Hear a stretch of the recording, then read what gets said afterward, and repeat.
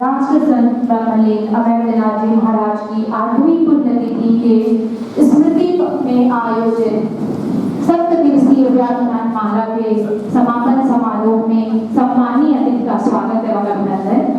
सम्मानीय मंच से आग्रह है कि भारत माता, ज्ञान की अधिष्ठात्री मां सरस्वती एवं भारत के सामाजिक आध्यात्मिक परिवर्तन के अग्रदूत महायोगी श्री गोरखनाथ जी की प्रतिमा पर पुष्पांजलि करने की कृपा करें।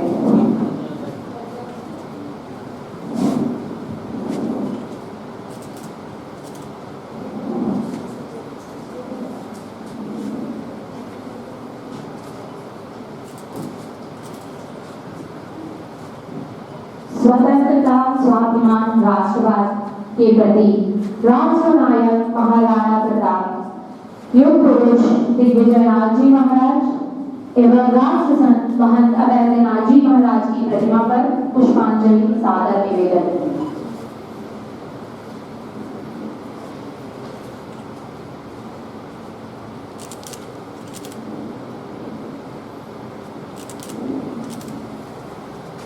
विनम्र अनुरोध है, आप सभी अपना स्थान ग्रहण करने की कृपा करें।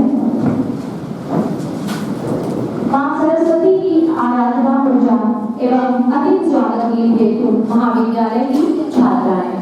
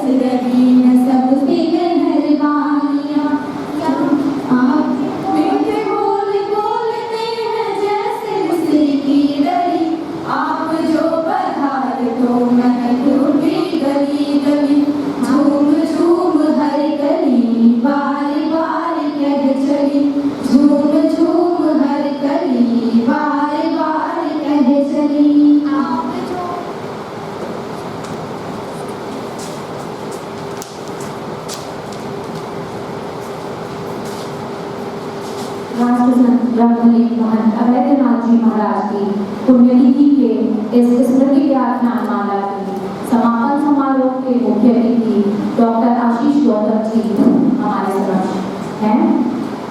सर किसी परिचय का मोहताज नहीं है और सर के बारे में जितनी बातें कही जाएंगी वो उनके कृतित्व के रूप में कम ही होंगी। फिर भी उनकी जीवनी से ही लिया गया एक उदाहरण जो मुझे बहुत अच्छा लगा। एक ऐसे समय में जब उदात्त मानवीय मूल्य धीरे धीरे समय की नई मूल्य संरचना में करुणा, सेवा व मानव धर्म के संदर्भ अवांछित होते जा रहे हों, तब डॉक्टर आशीष गौतम जैसी कोई शख्सियत सेवा, समर्पण व मनुष्यता के प्रति एक गहरा भरोसा पैदा कर जाती है।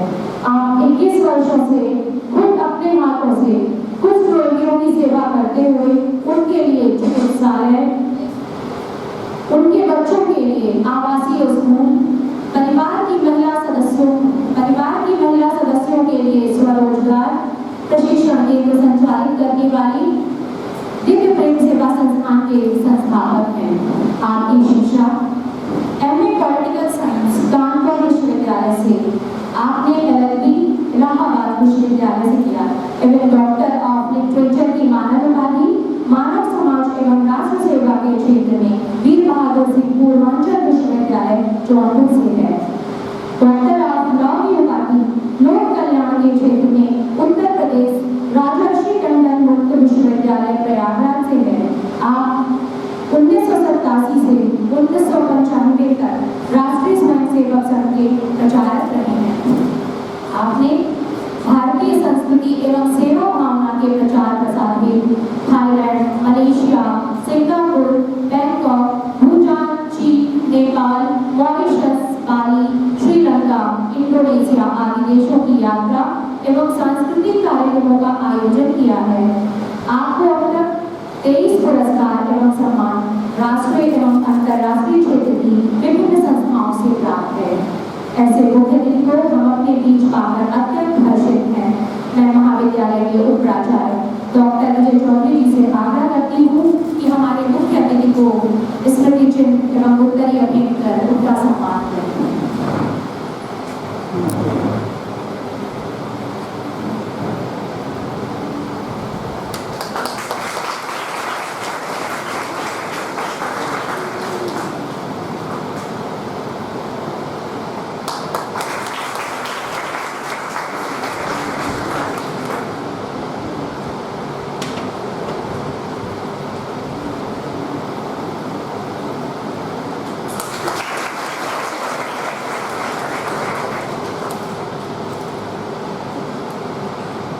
के महाविद्यालय में छात्रा है।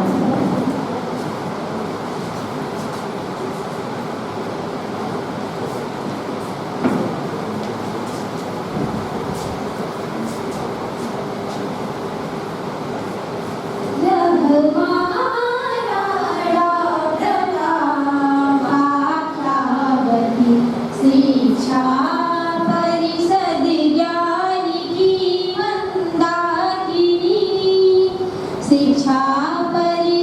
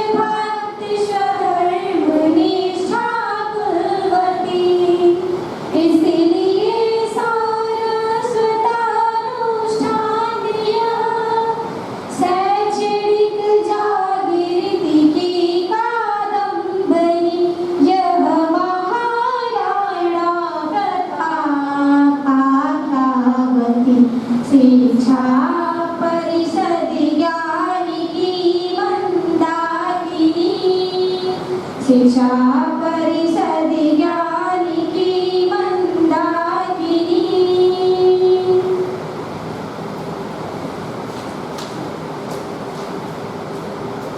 सप्तदिवसीय व्याख्यान माला कार्यक्रम के प्रतिवेदन, स्वागत एवं आभार के कार्यक्रम संयोजक डॉक्टर सुबोध मिश्रा जी से आग्रह है।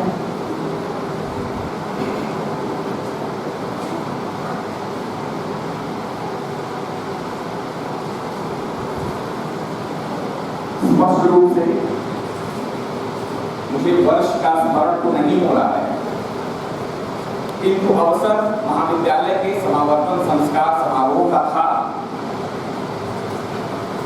और पाठ्य तथा आशीर्वचन उस अवसर पर आज के इस कार्यक्रम के हमारे मुख्य वक्ता परम आदरणीय श्री आशीष जी का था।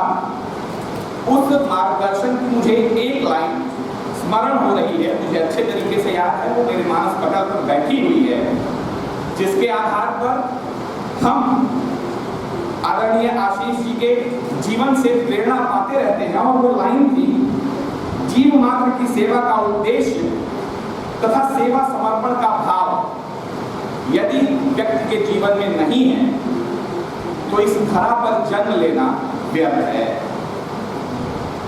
आजादी के अमृत महोत्सव के अंतर्गत आयोजित राष्ट्रसंत ब्रह्मलीन महंत अवैधनाथ स्मृति व्याख्यानमाला के इस समापन अवसर पर मैं मंच पर उपस्थित अपने मुख्य अतिथि दिव्य प्रेम सेवा संस्थान हरिद्वार उत्तराखंड के संस्थापक अध्यक्ष, जिनका जीवन, जिनका व्यक्तित्व, जिनका कृतित्व हम सभी के लिए न सिर्फ अनुकरणीय है, हम सभी के लिए प्रेरणीय भी है, एक प्रकाश पुंज की भांति है, जिसका अनुसरण करते हुए हम अपने जीवन के लक्ष्यों का न सिर्फ निर्धारण कर सकते हैं बल्कि उस ओर उनके ज्ञान के प्रकाश में उत्तरोत्तर अग्रसर भी हो सकते हैं।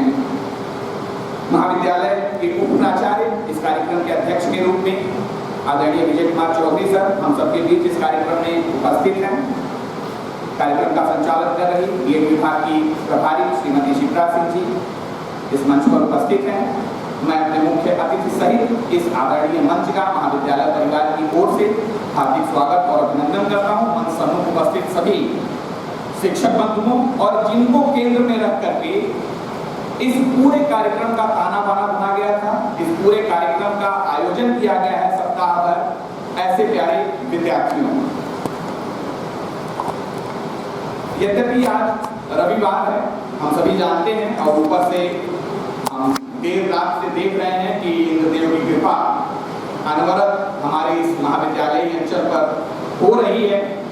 उसके बावजूद भी इस प्रतिकूल मौसम का प्रतिकार करते हुए, इस प्रतिकूल मौसम का सामना करते हुए आज हम सभी को हमारा मार्गदर्शन करने के लिए, इस कार्यक्रम को सफल बनाने के लिए और अपने अर्जित परम ज्ञान और अनुभव हम सबसे साझा करने के लिए हमारे आदरणीय मुख्य वक्ता परम आदरणीय श्री आशीष सर हम लोग के बीच यहाँ उपस्थित हैं। सर्वप्रथम मैं पूरे महाविद्यालय परिवार की ओर से हर्षातिरेक भाव से आपका स्वागत और अभिनंदन करता हूँ। प्रतिवर्ष यह कार्यक्रम, यह सप्त दिवसीय व्याख्यानमाला हमारे महाविद्यालय का मुख्य, एक तरीके से देखा जाए तो पहला मुख्य कार्यक्रम होता है सत्र का। प्रतिवर्ष महाविद्यालय अपने स्थापना काल से ही इस कार्यक्रम का आयोजन निरंतर करता आ रहा है।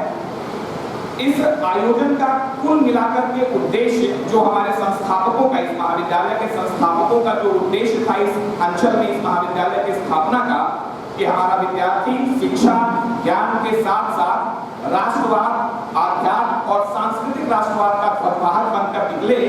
ऐसे विद्यार्थियों के लिए हम प्रतिवर्ष कुछ चुनिंदा विषयों पर जो समसामयिक भी होते हैं, सांस्कृतिक राष्ट्रवाद के संबंधित विषय को होते हैं, ऐसे विषयों से परिचित कराने के लिए हम अपने विद्यार्थियों को प्रतिवर्ष ऐसे अतिथियों को अपने वहां बुलाते हैं, ऐसे अतिथियों का हम अपने वहां व्याख्यान कराते हैं जिनके खुद का जीवन प्रेरणादायी रहता है।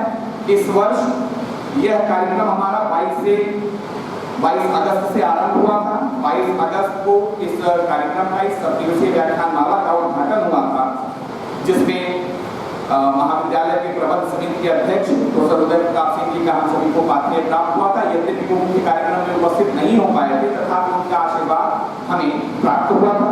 कार्यक्रम की अध्यक्षता महात्मा गांधी अंतर्राष्ट्रीय हिंदी विश्वविद्यालय वर्धा के कुलपति प्रोफेसर रजनीश शुक्ल का था और मुख्य वक्ता के रूप में आजादी का अमृत महोत्सव संकल्पना एवं उद्देश्य विषय पर भारतीय जनता पार्टी के राष्ट्रीय प्रवक्ता आदरणीय डॉक्टर सुधांशु त्रिवेदी जी का पाथेय हमें प्राप्त हुआ था। व्याख्यानमाला के दूसरे दिन अर्थात 23 अगस्त को वैश्विक पर्यावरणीय बदलाव 21वीं सदी की सर्वोच्च चुनौती इस विषय पर दीनदयाल उपाध्याय गोरखपुर विश्वविद्यालय गोरखपुर के प्राणी विज्ञान विभाग के पूर्व आचार्य एवं अध्यक्ष आदरणीय प्रोफेसर दिनेश सिंह सर का पाथेय उनका व्याख्यान हुआ था। 24 अगस्त मूल्य आधारित नेतृत्व विषय पर भारतीय सेना से सेवानिवृत्त major general Ajay Kumar Chaturvedi sir का बड़ा ही सारगर्भित व्याख्यान हुआ था, बड़ा ही प्रेरणीय व्याख्यान हुआ था। तत्पश्चात 25 अगस्त को स्वस्थ जीवन शैली एवं कैंसर से बचाव विषय पर किंग जॉर्ज मेडिकल विश्वविद्यालय लखनऊ के पूर्व कुलपति और देश के जाने माने कैंसर चिकित्सक oncologist specialist professor Madan Lal Bhatt sir का व्याख्यान हुआ था। 26 अगस्त को काशी हिंदू विश्वविद्यालय बनारस के प्राणी विज्ञान विभाग के आचार्य प्रोफेसर ज्ञानेश्वर चौबे जी का व्याख्यान अनुवांशिकी की वैधता आधुनिक विज्ञान के द्वारा संपन्न हुआ था।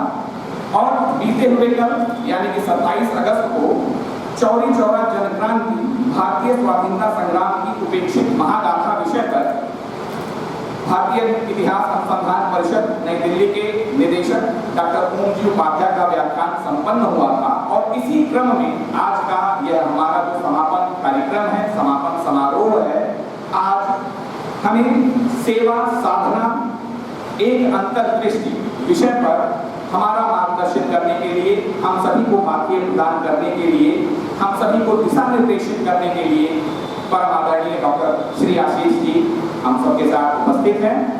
मैं इस महाविद्यालय द्वारा आयोजित इस कार्यक्रम की जिन उद्देश्यों को लेकर के यह कार्यक्रम रचा गया था, बनाया गया था, लगभग वे सारे उद्देश्य हमने पूर्ण किए हैं। इस पूर्णता के साथ यह कार्यक्रम आज आदरणीय मुख्य वक्ता के आशीर्वचनों के साथ संपन्न होगा।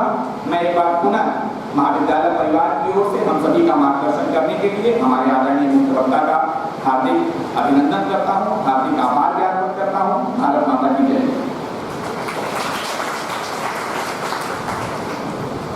के लिए महाविद्यालय की छात्रा दीपिका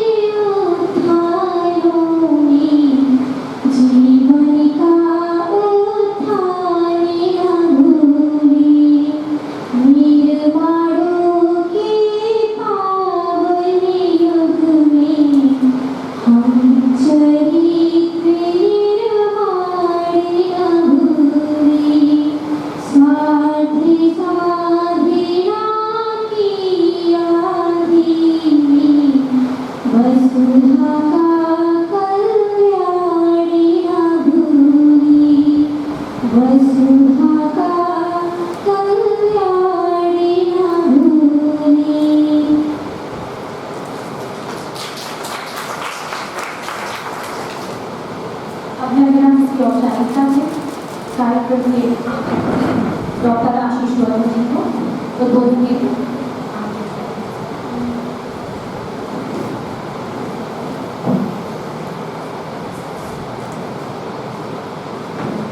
राजसंत ब्रह्मणी पूज्यमान कबीरनाथ जी की पावन स्मृति में सप्तदिवसीय व्याख्यानमाला अवसर आजादी अमृत महोत्सव का आयोजक महाराणा महाविद्यालय।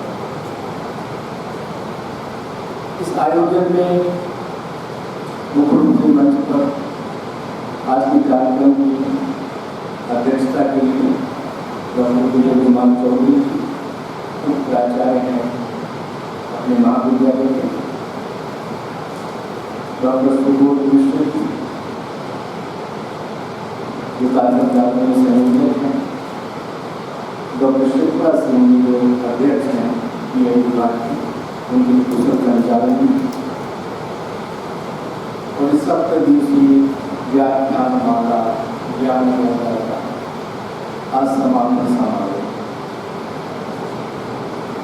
मैं सौभाग्यशाली हूँ जिनकी पावन स्मृति में आज आयोजन है, उनके चरणों में बैठने का और साथ काम करने का, मार्गदर्शन का अवसर मिला है। जिस सेवा कार्य की चर्चा की अवसर में अभी तो यही मेरा सौभाग्य कि उस पॉलिथिन की ड्यूटी में जब बैठे थे लोग तब बुद्धिमान जी स्वयं आशीर्वाद देने पधारे थे और जो भी उनके पास जेब में थैली में था सभी समर्पित करके आए थे। फिर प्रेम सेवा मिशन ने जब कभी जहाँ उनको आमंत्रित किया आते। दूसरा सौभाग्य हमारा ये है कि जिस समय योगी जी का पट्टाभिषेक हुआ है 1994 में, उस समय भी कुछ गिने चुने लोग थे, उस दृश्य का भी दर्शन करने का सौभाग्य मुझे मिला था और उस समय एक काम करता था पूरा। अभी भी डॉक्टर साहब ने कहा कि एक कार्यक्रम में जब भी आया था समापन समारोह, मुझे भी याद नहीं था सर। अभी प्रोफेसर विजय प्रताप ने एक स्मारिका की तो स्कूल टाइप अचानक दिख गया कार्यक्रम और फोटो 2011 का था। ऐसे कई बार आपने कहा कि इस महाविद्यालय के संबंध में देश भर में कई बार मुझे व्याख्यान देने का अवसर आता है, कई विश्वविद्यालय में जाता हूँ, देश विदेश भ्रमण करता हूँ। कहीं ना कहीं जब शिक्षा जगत पर कोई बात होती है तो आपके महाविद्यालय की चर्चा करना मैं गलती से भी नहीं तैयार है।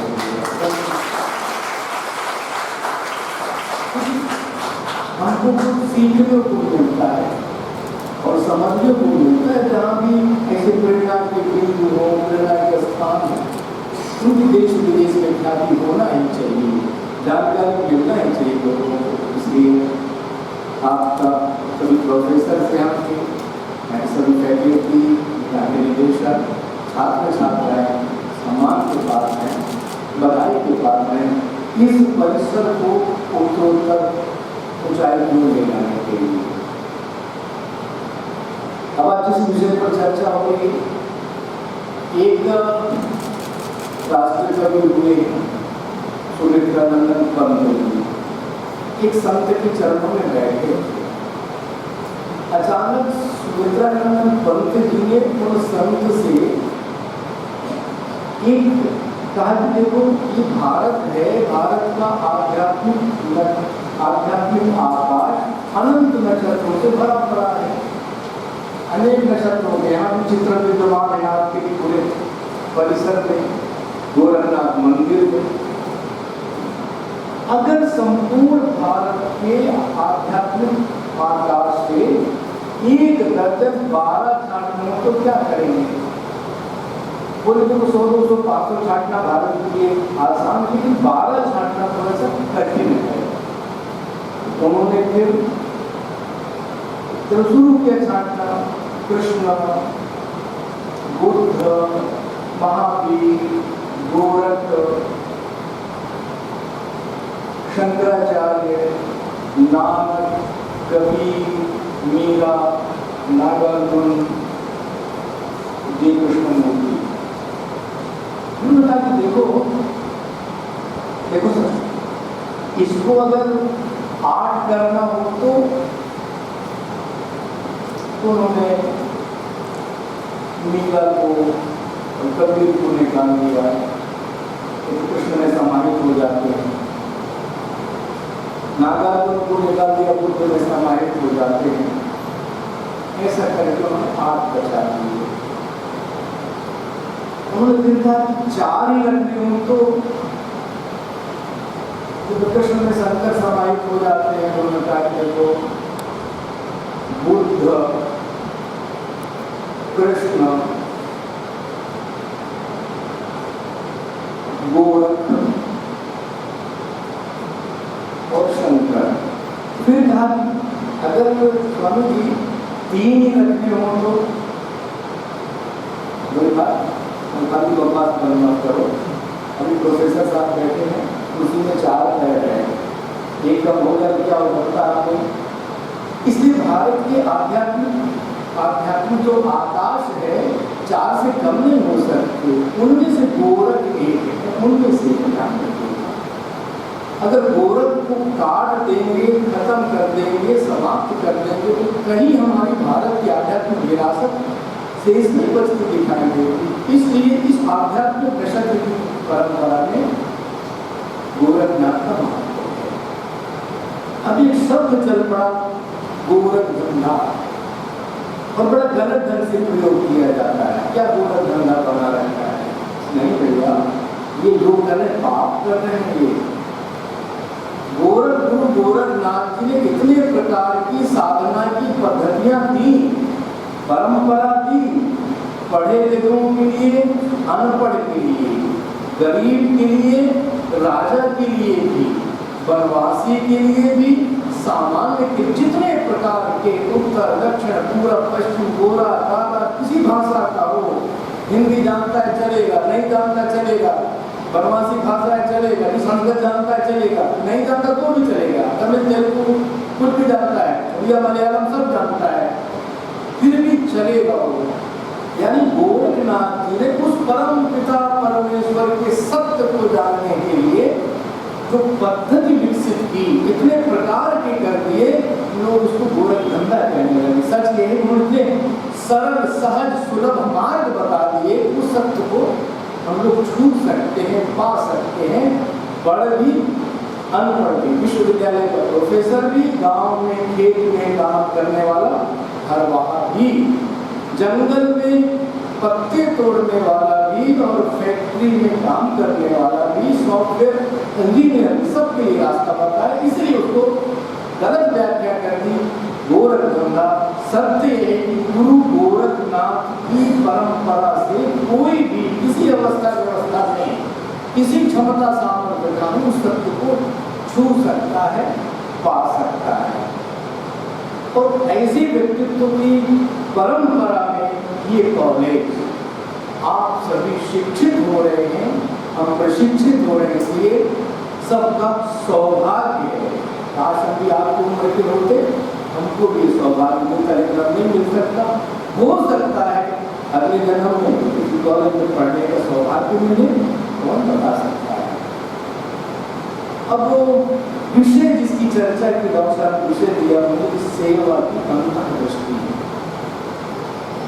हम सभी पूज्य माता पिता के आह्वान से, परम पिता परमेश्वर की कृपा से माँ की गर्भ में आए, उसी क्षण से, उसी समय से सेवा लेना हम प्रारंभ कर देते हैं। माँ की श्वास नली से श्वास लेते हैं, माँ के जो भी आहार ग्रहण करके उसका सूक्ष्म तत्व रस बना करके आपको देता है, और हमारा माँ के गर्भ में जीवन का संवर्धन होता है। जन्म होते ही, जन्म लेते ही, धरती पर आते ही गिड़ा पिंगला, यानी जो हमारी श्वास चलती है और हमारा संबंध इस धरती से इस प्रत्यक्ष जो दिखने वाला जीवन है, इस ब्रह्मांड से हमारा संबंध जुड़ जाता है।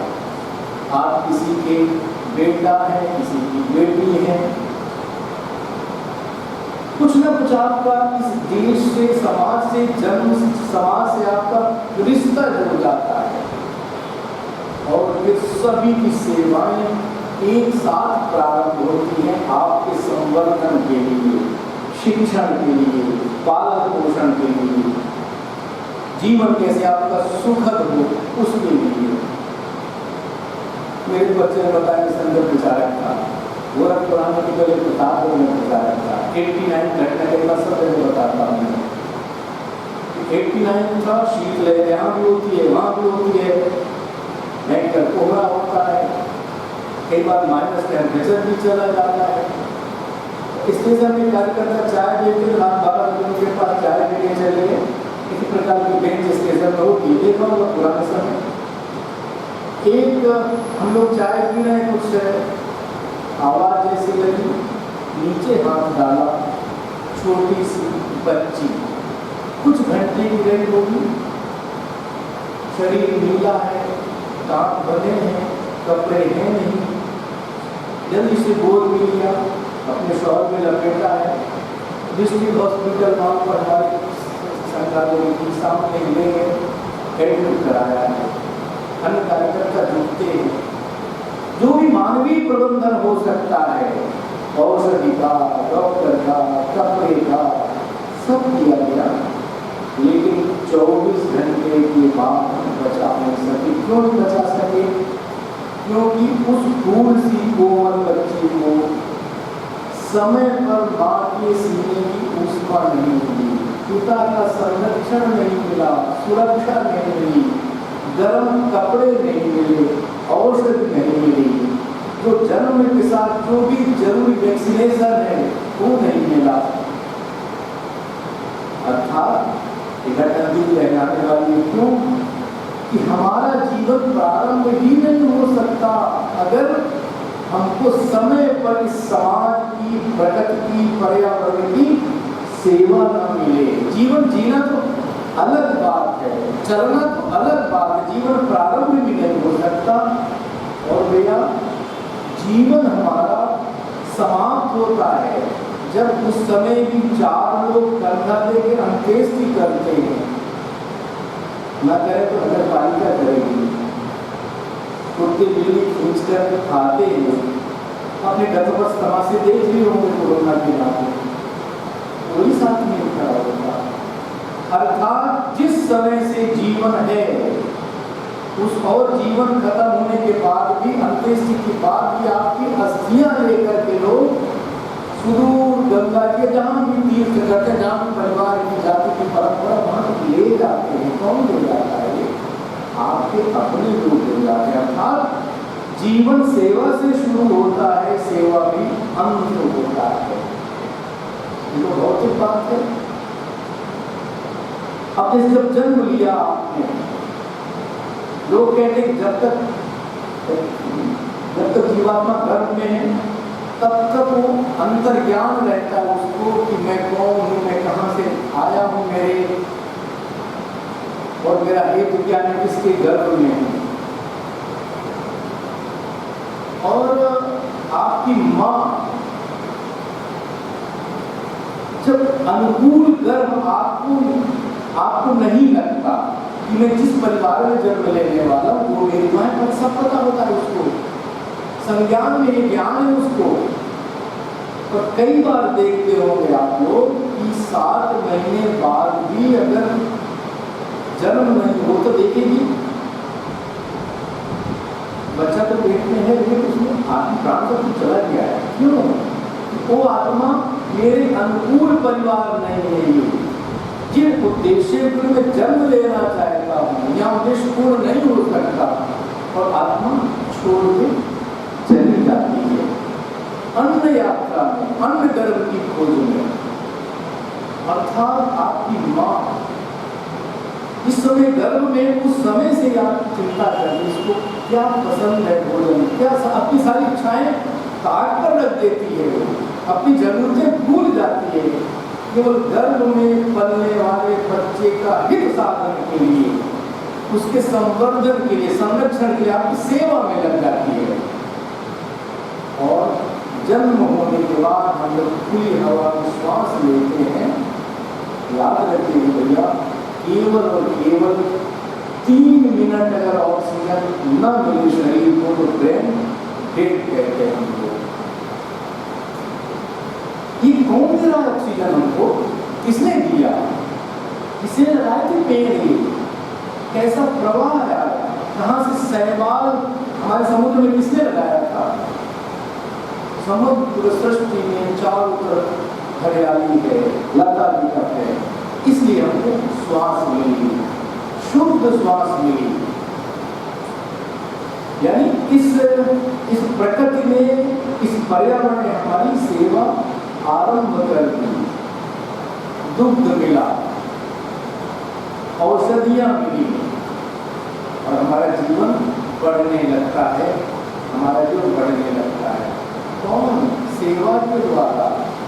बिजली मिल रही है, यहाँ बैठे हॉल में पंखे चल रहे हैं, कूलर चल रहा है, जीवन जीने की सुविधाजनक, कैसे सुखपूर्वक जीवन जिए, समृद्धि से जीवन जिए, यही बिजली उपलब्ध करा रही है आपको। इसके पीछे कितने लोग सेवा दे रहे हैं आपको? ऑस्ट्रेलिया से कोयला आ रहा है, कितने लोग, लाखों लोग लगे तब आपको बिजली मिल रही है। पूरा सिस्टम लगा है तब आपको एक गिलास पानी मिल रहा है। पूरा दुनिया का प्रबंध तंत्र लगा है तब आपको दूध, फल, अन्न, सब्जियां, अनेक प्रकार के मिनरल, पूरी सेवा में पूरी कायनात लगी है। हमारी जिम्मेदारी क्या है कि हम इसको रिटर्न क्या दे रहे हैं? बैंक बैलेंस 1 लाख रुपए का है, रोज चेक काटिए 10,000 रुपए, 10 दिन बाद खाली हो गया, फिर क्या करेंगे? ओवरड्राफ्ट हो गया, ओवरड्राफ्ट बंद कर देगा, फिर क्या करेंगे? वोट बनाएंगे। अर्थात जो भी हम ले रहे हैं उसका कई गुना आपकी जल संतति होगी, विवाह होगा, बेटा बेटी होगी, पूरा उनके लिए हम क्या कर रहे हैं? इसलिए इस प्रकृति और पर्यावरण की सेवा के लिए हमको कुछ ना कुछ नियमित रूप से करना ही पड़ेगा। जीवन दूसरा, हमारे ऋषि परंपरा, ऋषियों मंत्र दृष्टा, उन्होंने कैसे हम सुख पूर्वक, समाधान पूर्वक, आनंद पूर्वक, जिस लक्ष्य के लिए मैं कौन हूं, मैं कहां से आया हूं, मेरे आने का हेतु क्या है और शरीर यात्रा पूरा करने के बाद कहां जाऊंगा, इस सत्य को जानने के लिए हम सबका जन्म हुआ है। तो उस सत्य के अनुसंधान के लिए, जैसे अभी किसी को बुखार आ जाता है, एक पैरासिटामोल की गोली खा देते हैं, 50 पैसे की कीमत लगती है। नहीं भैया, जब उसका शोध हुआ है, रिसर्च, कितने वैज्ञानिक लगे होंगे, कितनी लेबोरेटरी में हुआ होगा, कितनी प्रकार टेस्टिंग हुई, कितने प्रकार के केमिकल्स लगे, मिनरल्स लगे, कितने साल लगे, तब रिजल्ट में आ गया क्या? एक पैरासिटामोल। अरे उस तपस्या को जानिए, गोली खा लिया, मैंने 50 पैसे दे दिया, मैंने बहुत बड़ा यज्ञ करना ही मिल गया। ऋणी है वो वैज्ञानिक परंपरा के लिए। इसलिए ऋषि परंपरा, अब जैसे ओम नमः शिवाय, अरे हमारे लगता है कि तो सिंपल बात नहीं भैया, लाखों वर्ष बिताए एक अवस्था में, एक व्यवस्था में, एक गुफा में, गंगा किनारे, झोपड़ी में, पेड़ के नीचे, समुद्र किनारे, जंगल में, पहाड़ में, हिमालय में, तिब्बत में, ओम का परिणाम क्या होता है? तो ये ओम कितने बार आवर्तन करने से, इस अवस्था व्यवस्था में करने से, इसका प्रकृति पर, पर्यावरण पर, मन पर, बुद्धि पर, आत्मा पर, आपकी चेतना पर, आपके शरीर के अंग पर, जिस वेश और परिवेश में है उसके गंभीर वातावरण में ये प्रभाव पड़ता है। क्या आप विश्व परंपरा के ऋणी नहीं है? ज्ञान को, विज्ञान को समझ करके, जान करके, शोध करके हमने क्या किया? हमने कोई पैरासिटामॉल गोली नहीं लिया, ज्ञान में गया नहीं। हमको जो ऋषि परंपरा ने सेवा की उसके ऋणी हो गए हैं। ये 3 प्रकार के ऋण हमको हो जाते हैं। मातृ ऋण नंबर 1, वो नहीं होते तो हमारा जीवन शुरू ना होता। और दैवी ऋण यानी जो भी आपको जल, मिट्टी, वायु, पृथ्वी, आकाश, जो भी पंच तत्व है, ये पंचभूत के नाते हमारे शरीर से गठन हुआ है। इसी सब मिनरल मिले, सब प्रकार के सारी चीजें भी इस शरीर को अन्न में पोषना है। इसलिए इसके प्रति दैव ऋण हो गया, दैवी ऋण, देव और कुछ भी करिए।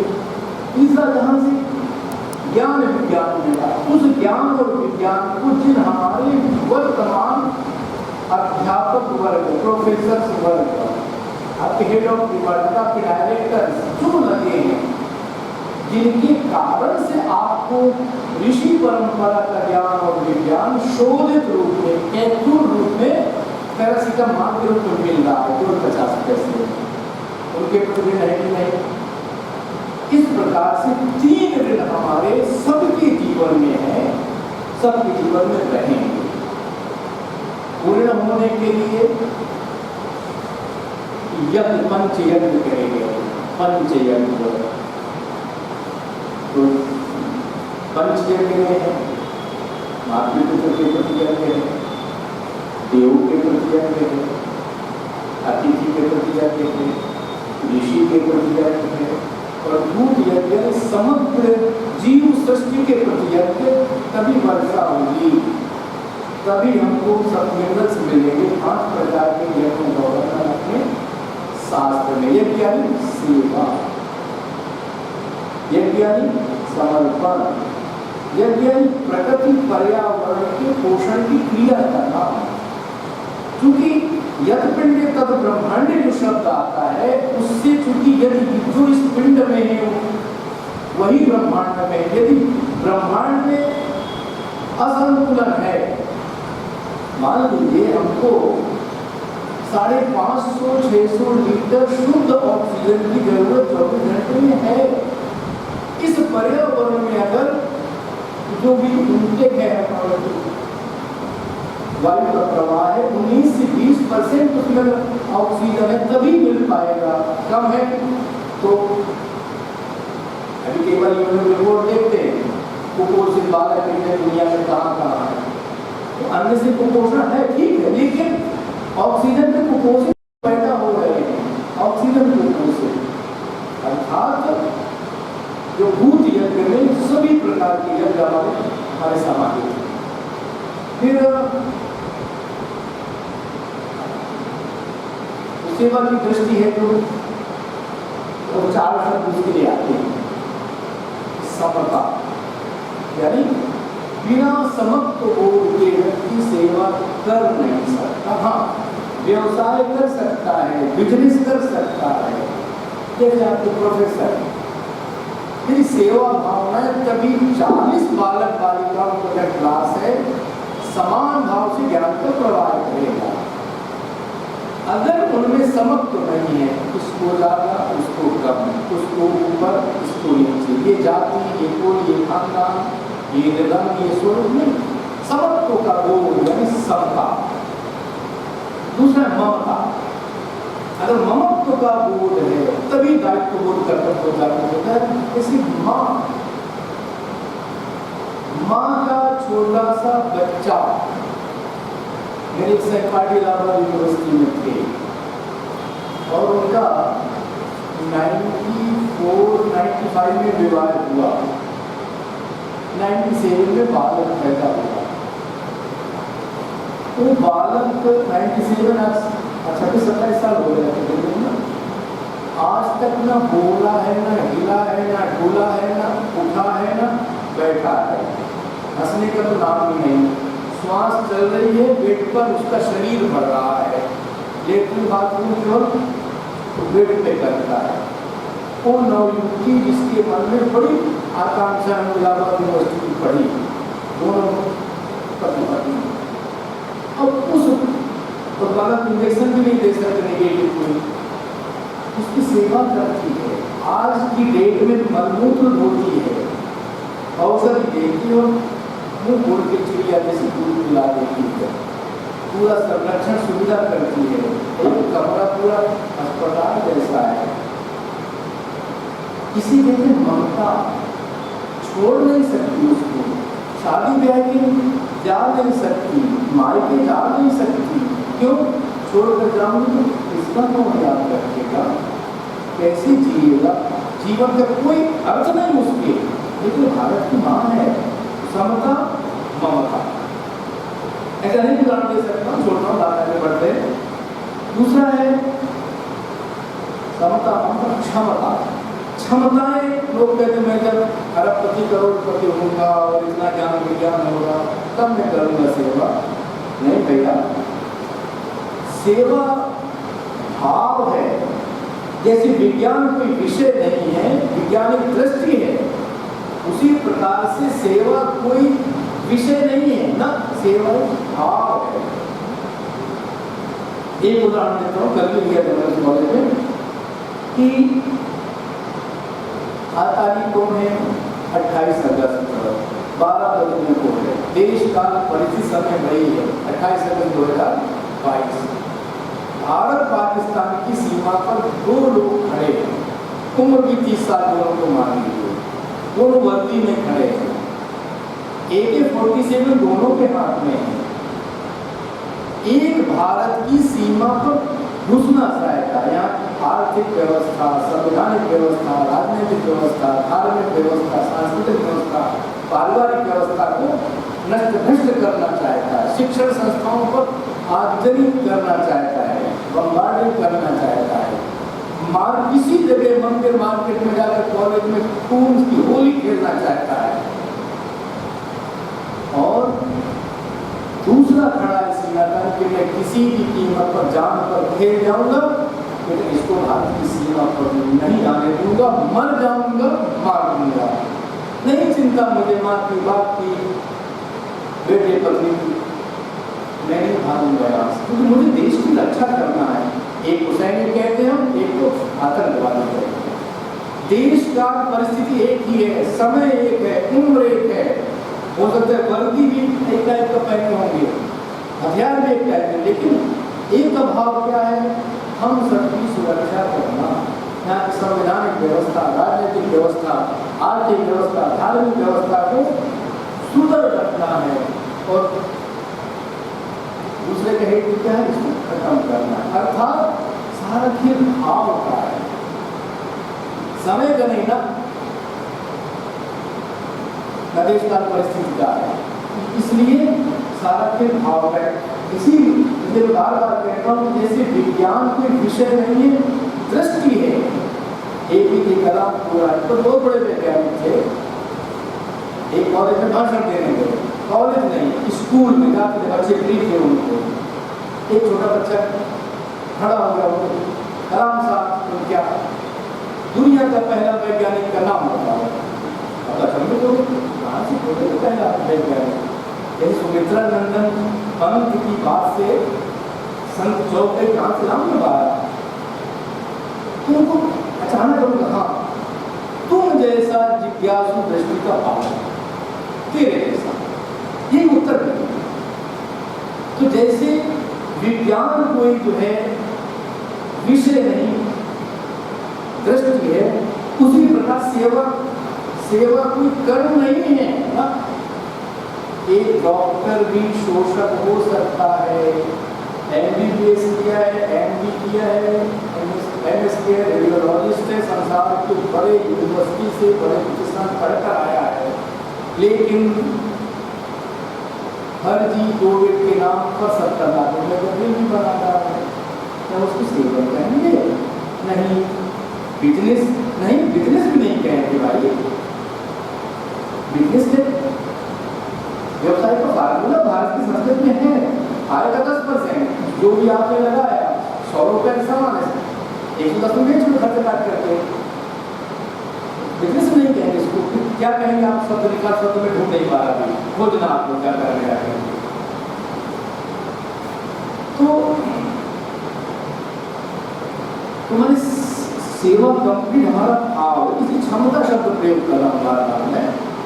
हमें अपूर्व दिल्ली का फ्लाईओवर उससे मैं क्रॉस कर रहा था, 8-9 बजे चला था रात में। 1 करोड़ 2 करोड़ गाड़ी वाले और दिल्ली में एक प्रवाह है, गति 80-90 गति में चलते हैं।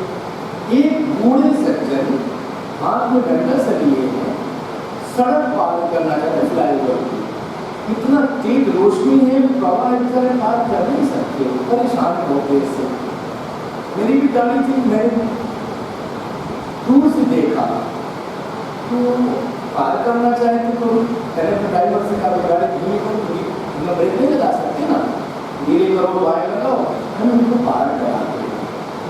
तो तब तक 20 फुट आगे गाड़ी में रोक रहा हूँ, तब तक एक स्कूटर वाला आप जैसा नौजवान तब उसे अपने रोकता है, स्कूटर बूढ़े सज्जन का हाथ पकड़ता है, सबको हाथ देता है, उठे और पार करा देता है।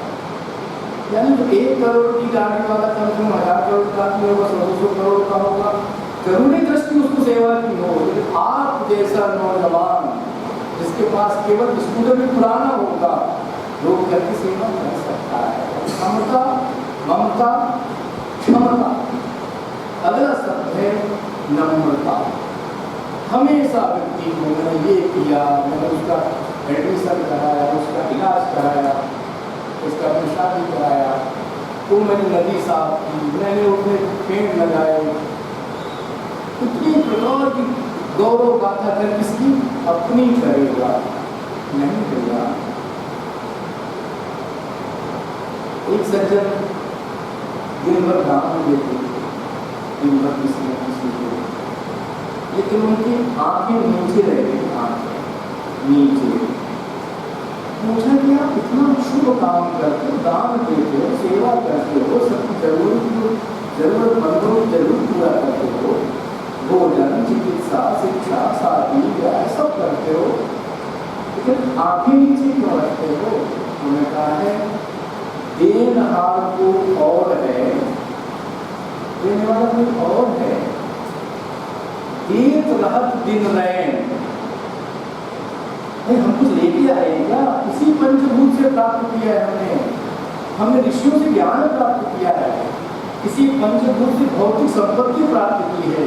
देनहार को और है, देत रहत दिन रैन, ताते नीचे नयन है।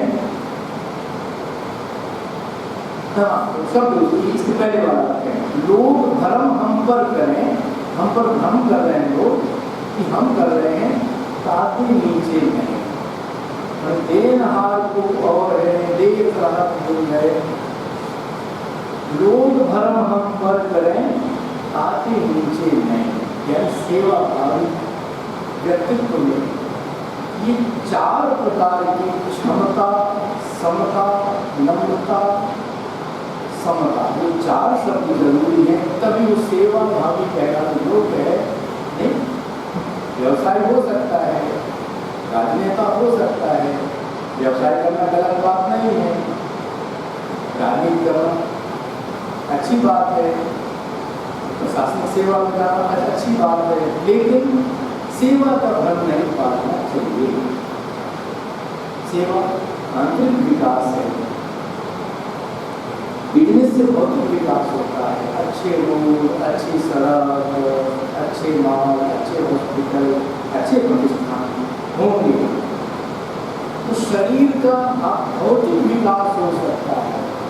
अमेरिका का विकास, वहाँ भी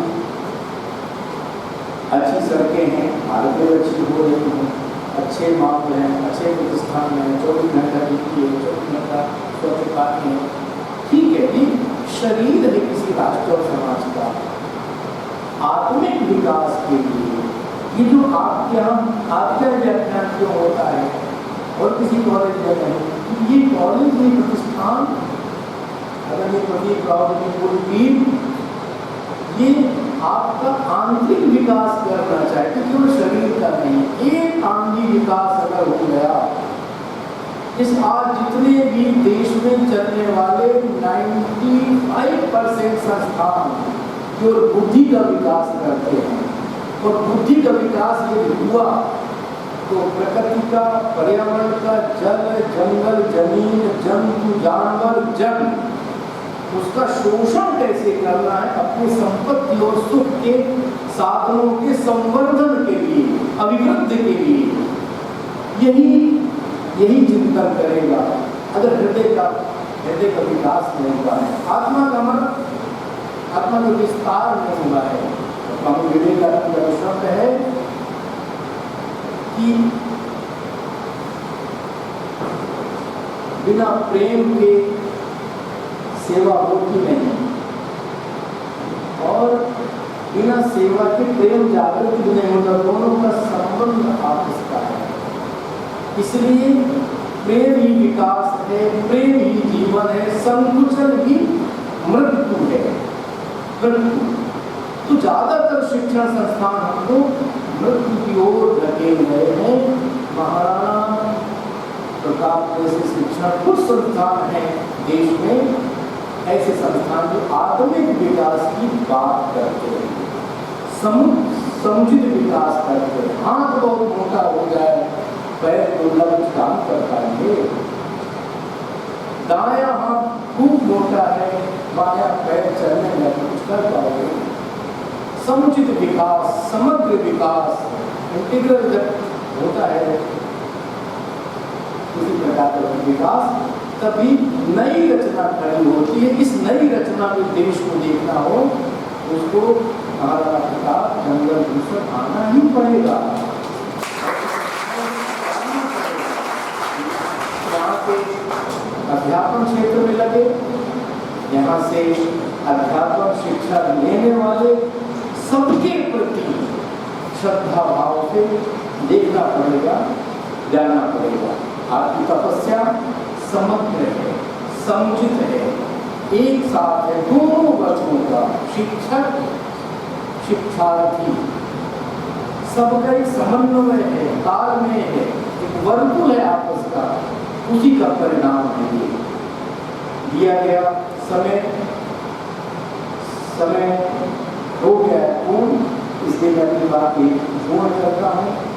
आप सबने धैर्यपूर्वक सुना, आज दूसरी बात बोलने का अवसर मिला। पूरे प्रबंधन को, योगी जी यहाँ पर भले में दूसरे कार्यक्रम में हैं, उनको मैंने बुलाना चाहती, तो विजय राव जी, डॉक्टर विजय जी और हमारे डॉक्टर सुबोध कुमार जी, बेनिफिट सिंह जी, सबके प्रति और पूरे कॉलेज प्रबंधन के प्रति, आप सबके प्रति आभार व्यक्त करता हुआ, सम्मान व्यक्त करता हुआ अपनी बात पूर्ण करता हूँ। बहुत बहुत धन्यवाद, शुभकामनाएं आप सब।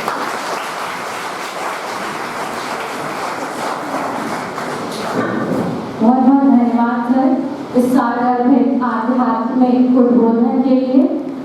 निश्चित ही हम सभी आपसे, आपके दिए गए उद्बोधन से आंतरिक रूप से लाभान्वित हुए हैं, और जो हम लोग को वाक्य मिला है वो हमारे घर में भी दिखेगा।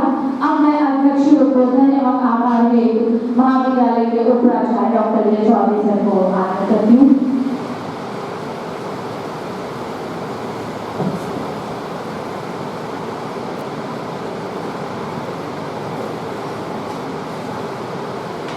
सर्वप्रथम मैं योग पुरुष ब्रह्मलीन महान विजयनाथ जी महाराज एवं उनके पद चिन्हों का अनुसरण करने वाले उनके शिष्य राष्ट्रसंत मोहन जी महाराज के चरणों में महाविद्यालय परिवार की तरफ से श्रद्धा सुमन अर्पित करता हूँ।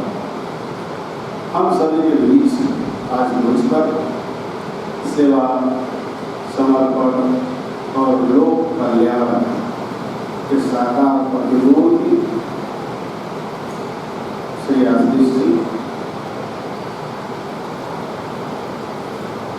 सब दिवसीय व्याख्यानमाला के संयोजक तमाम विषम परिस्थितियों में अपने ज्ञान ध्यान और योग से संपन्न कराने में कुशल डॉक्टर सुबोध मानुषी आज कार्यक्रम को गति प्रदान कर रही हमारे विद्या विभाग के अध्यक्ष श्रीमती सीता सिंह, सभागार में उपस्थित सम्मानित शिक्षक बंधु, प्यारे विद्यार्थियों, आज तक सेवा, समर्पण और लोक कल्याण की इतनी अच्छी और विशद व्याख्या समता ममता से प्रारंभ होकर और नम्रता पर समाप्त हुई। हम सभी के लिए प्रेरणादायी है। जीवन में कभी हमें अवसर मिले और हम हरिद्वार से आए तो आपका जो सेवा मिशन है, जिसकी आपने अनवरत सेवा भाव से स्थापना किया है, पुष्पित किया है, पल्लवित किया है। मैं जब भी जाता हूँ हरिद्वार आपके उस प्रणाम स्थल पर प्रणाम करने, प्रणाम निवेदित करने अवश्य जाता हूँ। मेरा जो भाग्य रहा है कि आपसे कभी मेरी मुलाकात या साक्षात्कार नहीं हुई। मैं जाता अपने विद्यार्थियों के साथ, वहाँ जाने के बाद जो आप कह रहे हैं कि समता ममता क्षमता और नम्रता, ये आपको सीधे दिखता है। देश के कोने कोने से लोग वहाँ आते हैं और आके उसी में रम जाते हैं। मैं जब गया था तो इत्तेफाक ऐसा था कि गोरखपुर की एक विदुषी महिला वहाँ उपस्थित थी और हमारे सभी विद्यार्थियों को उन्होंने बिल्कुल पुत्रवत भाव से बैठाया, उनका आदर सत्कार किया, जो भी वहाँ संभव हुआ, और बिल्कुल लेकर ऐसा लगने लगा कि हरिद्वार में इतने पावन स्थल, इतने पवित्र स्थल हैं, उसके बावजूद ऐसा लगा कि हम कहीं अलग आ गए। हरिद्वार के किसी ऐसे कोने में आ गए हैं जहां हमको आत्मिक सुख का आनंद हो रहा है। फिर हम लोगों ने वहां भ्रमण भी किया। ऐसे महान सेवाधर्मी, महान मनीषी का आज हमारे महाविद्यालय में आगमन हुआ। हम सभी को आपका मार्गदर्शन प्राप्त हुआ। हम सभी आह्लादित हैं, गौरवान्वित हैं। हमारे आत्मचेतना का परिवर्तन हुआ, विकास होगा। मैं आपको महाविद्यालय परिवार की तरफ से और आपके साथ आए हुए तो और हमारे सज्जन वृंद यहाँ मौजूद है, हृदय से आपके प्रति आभार व्यक्त करता हूँ, वंदन करता हूँ, आपका अभिनंदन करता हूँ महाविद्यालय परिवार की तरफ से। 7 दिनों तक चलने वाली इस व्याख्यानमाला में बहुत सारे विद्वान हमारे बीच आए, हमारा मार्गदर्शन किए। विषम परिस्थितियों में यहाँ हमारे मार्गदर्शन के लिए उपस्थित हुए। ऐसे ऐसे महाविभूतियाँ हैं जो कभी एसी से बाहर कहीं निकलती है और हमारे मंच पर घंटों उनको जो है बैठना पड़ा। फिर भी कहीं भी उनके चेहरे पर कोई ऐसा भाव नहीं दिखा कि यहाँ आकर हमको जो है कोई कठिनाई महसूस हुआ। बहुत जो है विनम्रता के साथ हमारा मार्गदर्शन किया। हमको उनसे सीखना चाहिए, समझना चाहिए। ऐसे सभी महान व्यक्तित्व के धनी मनीषियों को मैं महाविद्यालय परिवार की तरफ से हार्दिक अभिनंदन करते हुए उनके प्रति कृतज्ञता ज्ञापित करता हूँ, आभार व्यक्त करता हूँ।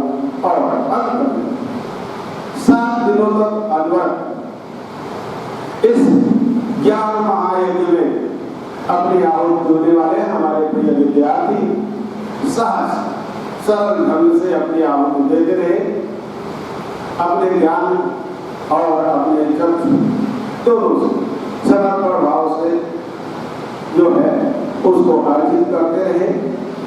उनके प्रति भी मैं धन्यवाद ज्ञापित करना अपना परम कर्तव्य समझता हूँ। उनको भी हृदय से नमन करता हूँ और धन्यवाद करता हूँ।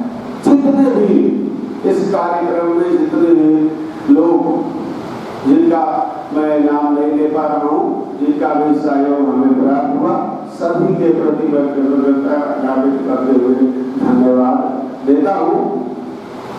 अंत में एक बार पुनः मैं आज के कार्यक्रम के मुख्य अतिथि के प्रति आभार व्यक्त करते हुए आपका वंदन करता हूँ, नमन करता हूँ। महाविद्यालय परिवार की तरफ से इस आग्रह और विश्वास के साथ कि जब भी हमें आपका मार्गदर्शन चाहिए हम आपसे अनुरोध अवश्य करेंगे।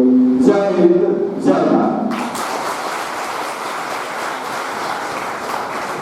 वंदे मातरम।